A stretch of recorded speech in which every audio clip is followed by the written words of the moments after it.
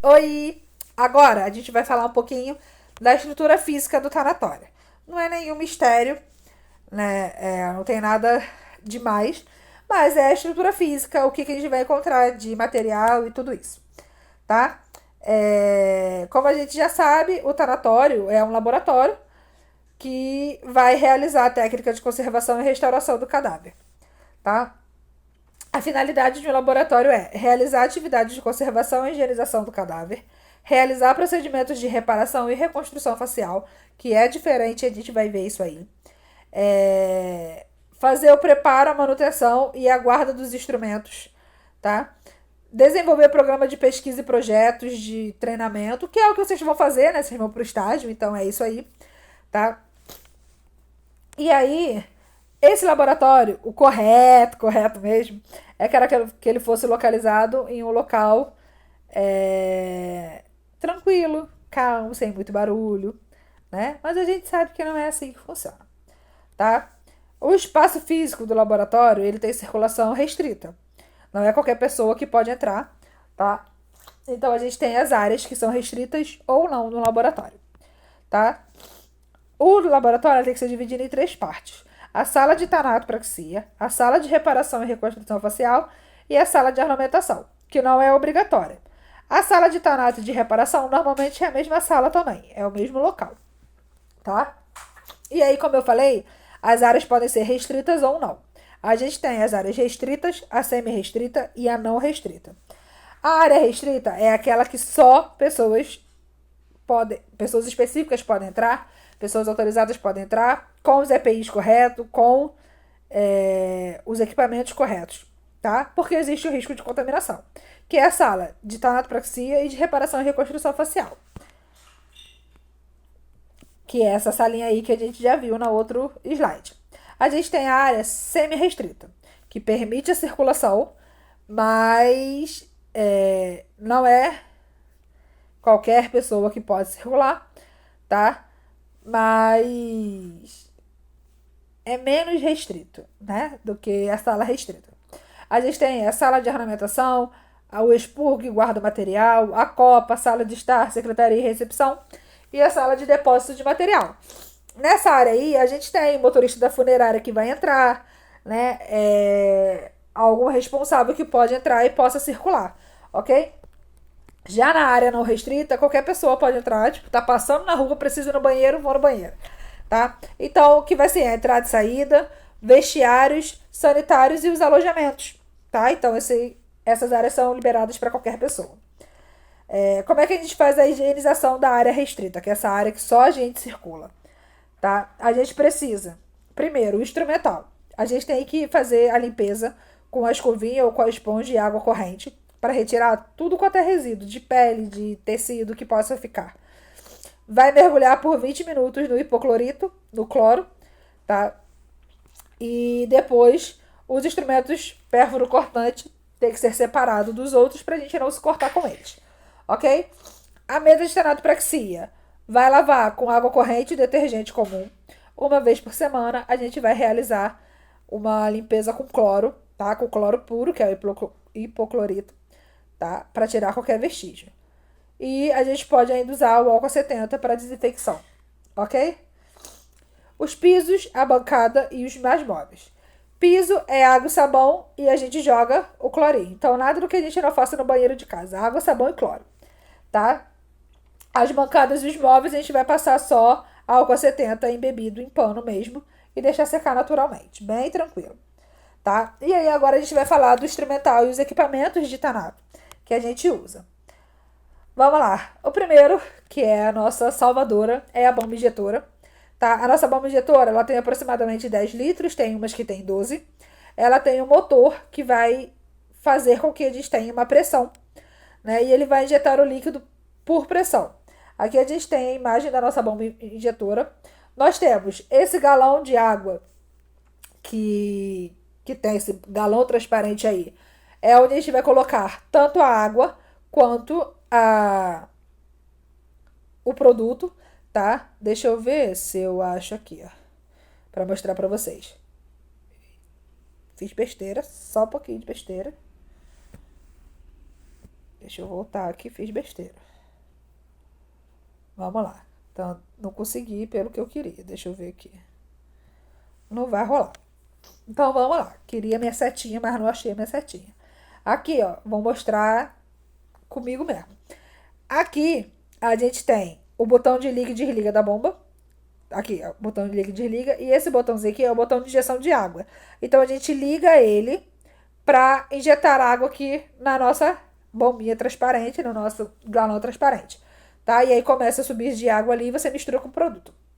Aqui nós temos a primeiro válvula ali é de injeção, então eu posso ligar ela toda porque ela é para injetar o líquido.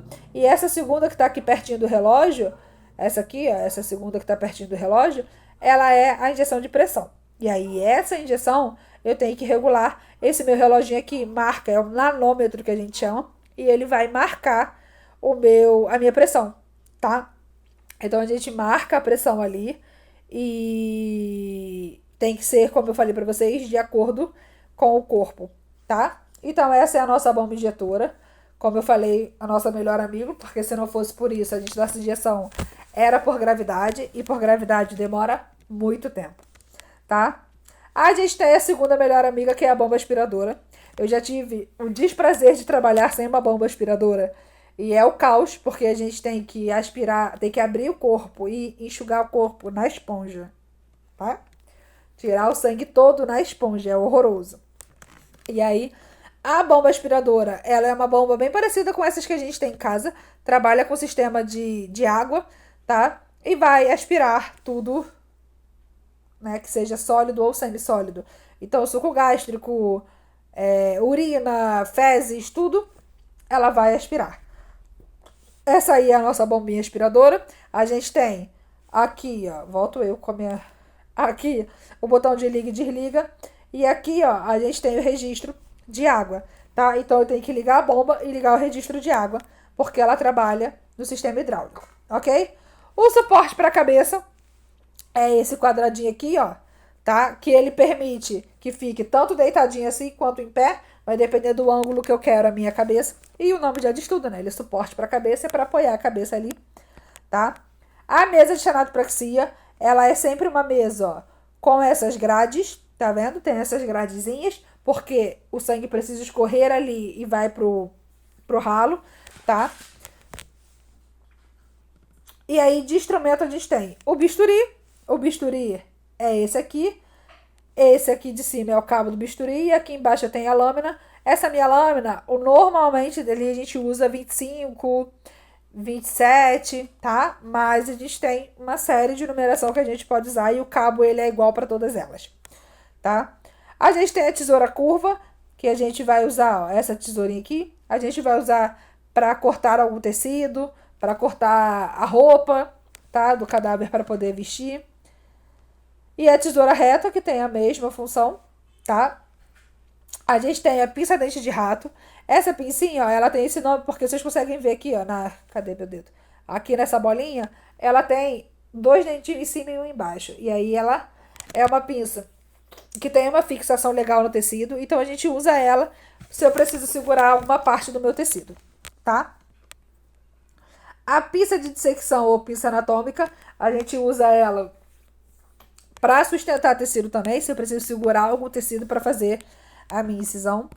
A gente tem o afastador, a gente usa ele quando eu preciso usar para afastar a incisão, tá? Normalmente em pessoas obesas, em pessoas que têm câncer nessa região. Então a gente precisa fazer o afastamento da incisão, porque só a incisão normal não faz, e a gente usa o afastador, tá? O dissecador a gente usa 2, né? E eles que vão literalmente rasgar os músculos do pescoço para que a gente chegue até a carótida, tá? A gente tem a cânula de injeção arterial, é essa cânulazinha assim, ela é ligada na borrachinha lá da bomba injetora, tá? A pinça de drenagem é essa pincinha aqui. Lembra que eu falei que a técnica correta é abrir a jugular e botar a cânula de drenação para a gente poder não correr o risco de ter coágulo? Essa é a pinça drenadora, tá? A vara trocadora, ela recebe esse nome porque é a mesma vara que aspira, é a vara que injeta o cavitário, tá? E o injetor por cavitário é uma mangueira com uma garrafinha na ponta, que a gente vai acoplar essa vara trocadora e vai fazer a troca. Aí aqui a gente tem ó, a vara trocadora aqui embaixo, que é a que a gente vai colocar para aspirar, e a vara trocadora já ligada no injetor por gravidade, tá? A cânula de aspiração nasal e oral, ela é curvinha assim, ó, para fazer o caminho certinho do nariz e da boca, tá? E aqui é a cânula de aspiração de cavidade. Quando a gente vai fazer corpo de ml, vai fazer um embalsamamento, a gente precisa aspirar a cavidade, e aí a cânula, a vara trocadora é muito grande, e a borracha acaba puxando o tecido. Então a gente usa essa cânula de aspiração de cavidade. Temos as pinças hemostáticas, que são essas pincinhas aqui. Elas têm essa travinha aqui embaixo, tá vendo? Aqui, ó, essa travinha aqui embaixo. E a gente usa ela para estabilizar o sangue quando a gente está circulando o tecido arterial, principalmente em corpos abertos. Pode extravasar alguma coisa nos vasos sanguíneos, então a gente pinça o vaso sanguíneo para não extravasar e circular tudo, tá? Temos a pinça de preensão ou a pinça de Bacal. A gente conhece essa pinça de Bacal como pinça fixadora de sutura. Por quê? Eu falo que a pinça de Bacal faz a função do botão da nossa calça. Quando a gente tem uma calça que está mais justinha, que você vai fechar o zíper, se você não fechar o botão, você não consegue fechar o zíper, já reparou? A pinça de Bacal vai fazer isso na nossa sutura de ml, na sutura de corpos abertos, tá? E aí o que a gente vai fazer? A gente vai botar a pinça de Bacal para melhorar a nossa sutura até aqui. Então a gente põe a pinça de Bacal aqui, faz a sutura, sobe a pinça de Bacal e termina a sutura. Ela vai auxiliar a gente na nossa sutura, tá? Essa aí é a pinça de Bacal. O afastador de mandíbula, ele vai afastar a mandíbula e vai também auxiliar no tamponamento, tá? É esse bonitinho aí. A agulha para sutura, nós temos a reta, a semicurva ou a curva, né? Que é essa em S. Eu, Ariane, prefiro trabalhar com essa em S, ela é muito melhor. Fica muito melhor na mão, principalmente depois do corpo tratado, né? Então, ela ajuda muito na sutura, ok? E a gente tem o fio de sutura encerado. Ele é um fio diferente. Ele é como se fosse um barbante, ó. Só que ele tem cera em volta, então ele ajuda a passagem desse fio sem romper tecido, tá? Nós temos o algodãozinho em corda. Ele é um algodão específico para o tamponamento.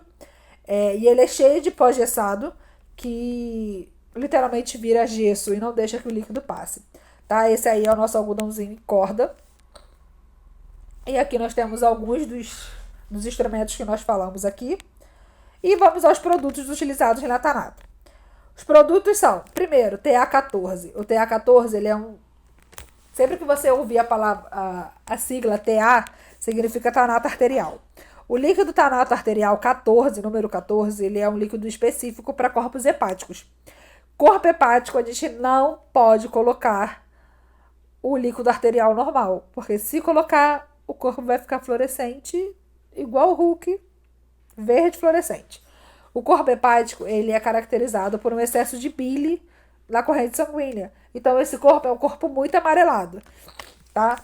E o corante que tem no líquido arterial normal reage com a bile e faz ela ficar verde. Então, o corpo fica todo verde. A gente precisa de um líquido normal, que é um líquido diferente, no caso, que é o TA14, tá? Que é esse líquidozinho aí, ó, mais laranja, mais amarelinho, tá? A gente tem o TA21, que ele é utilizado para sepultamentos de até 24 horas de óbito. E o TA26, que é para casos mais longos de óbito, mortes mais violentas, que a gente precisa de uma conservação maior. No geral, a gente usa o 26 para tudo e só mudo a minha diluição. Então, eu uso o 26 no corpo que vai enterrar daqui a pouquinho, mas coloco mais água do que líquido. Ou no 26 normal, numa concentração normal para o corpo pior, tá? E a gente ainda tem o TA32, que ele é específico para corpos em decomposição, afogados, queimados. Então, ele é um líquido mais específico, mas que no geral a gente usa o 26 e aumenta a concentração, tá? E aí, esse é o tanato arterial. A gente tem o solvente, que ele já faz parte do líquido arterial, tá? Mas a gente pode precisar colocar, principalmente corpos que estão com muita coagulação, porque ele vai literalmente dissolver o coágulo, tá? O corante, ele também é usado em líquido arterial. Normalmente nos líquidos arterial que é sem corante, que são transparentes, tá? Atualmente a gente tem um produto novo no mercado, que é até da Tanarte, que ele é o fluido único. É lançamento, tá? Entrando no mercado agora, então a gente raramente vai ver. Ele é literalmente transparente, então ele precisa do corante, tá? É o corante vermelho que vai dar a coloração do nosso arterial. Então, quando a gente usa esse fluido único, a gente pode usar ele tanto na cavidade quanto no arterial. Ele tem uma composição mista, né? Só que ele não tem a coloração, tá? E eu preciso botar o corante nele. A gente tem o TC20, que é o tanato cavitário número 20, que é para casos mais brandos, que levam até 24 horas para o velório, tá? E o TC30, que é para corpos com necrópsia, afogados, queimados, é o mais conservado. No geral, a gente usa o 30 e só muda a diluição, tá? Aí a gente tem, ó, o líquido cavitário, ok? A gente tem a solução bactericida, que já é dentro do produto, tá? Que é o aldeído fórmico, que a gente conhece como formol, tá? E aí a gente tem aqui, a nossa solução, o nosso produto, ele é basicamente o aldeído fórmico, cloreto de alquil de metilbenzil amônico linear, que é um ácido, não é bem um ácido não, tá? Mas age mais ou menos assim. O alquilbenzeno, sulfato de sódio, corante e água, tá? E aí a gente tem, ó, os nossos líquidozinhos. Aqui a gente ainda tem alguns outros produtos, como o Tanato Gel, o pó de cavidade, tá? Aí a gente tem, ó, o produto químico. Nós temos o nosso Fix. O Fix, ele é um ácido que adora queimar a gente. Me queimei até esses dias. Domingo eu tava no laboratório, tomei uma espirrada de Fix pra ficar esperta. O Fix, ele é um ácido, tá? Só que ele vai dissolver os coágulos sanguíneos, então ele diminui edema e diminui hematoma, tá? A gente tem o peróxido de hidrogênio, que ele faz cauterização, mas no geral a gente faz com Fix ou com fenol. A gente tem o gel arterial. O gel arterial, ele é ótimo, porque ele vai ser colocado em lesões, e a gente coloca ele e envolve o papel filme por 30 minutos, depois remove e ele desidrata a lesão todinha e fica uma lesão sequinha sem ficar soltando líquido durante o velório, tá? Esse aí é o gel arterial, Tanato Gel. O pó de cavidade, ele vai ser utilizado quando não tiver o Fix, quando não tiver esse ácido, porque ele vai fazer tipo um gesso, né, na cavidade, para evitar que essa cavidade fique vazando. O pó de cisão é a mesma coisa. É como se fosse um gessinho mesmo, que ele vai virar uma massinha e vai secar para evitar que a gente tenha extravasamento. A massa restauradora, ela é usada para fazer restauração facial. A gente vai ver isso melhor lá no slide de restauração, tá? Essa é a massinha restauradora. Eu falo que ela parece muito com aquelas massinhas de fantasia, de maquiagem artística, né? O pó de tamponamento, ele vai ser usado principalmente quando eu não tivesse aquele nosso algodão em corda, quando eu tiver o algodão normal, porque o algodão normal ele absorve muito líquido. Então o que a gente faz? A gente coloca um pouquinho de algodão, um pouquinho desse pó de tamponamento, porque esse pó de tamponamento faz uma barreira tipo gessada, né? Então a gente vem, quando o líquido encosta nele, ele vai virar uma massinha e aí vai ficar mais difícil de extravasar, tá? Aí é o pó de tamponamento. E é isso. Esses são os produtos que a gente usa no nosso dia a dia da Tanato, tá? Beijinhos e até a próxima.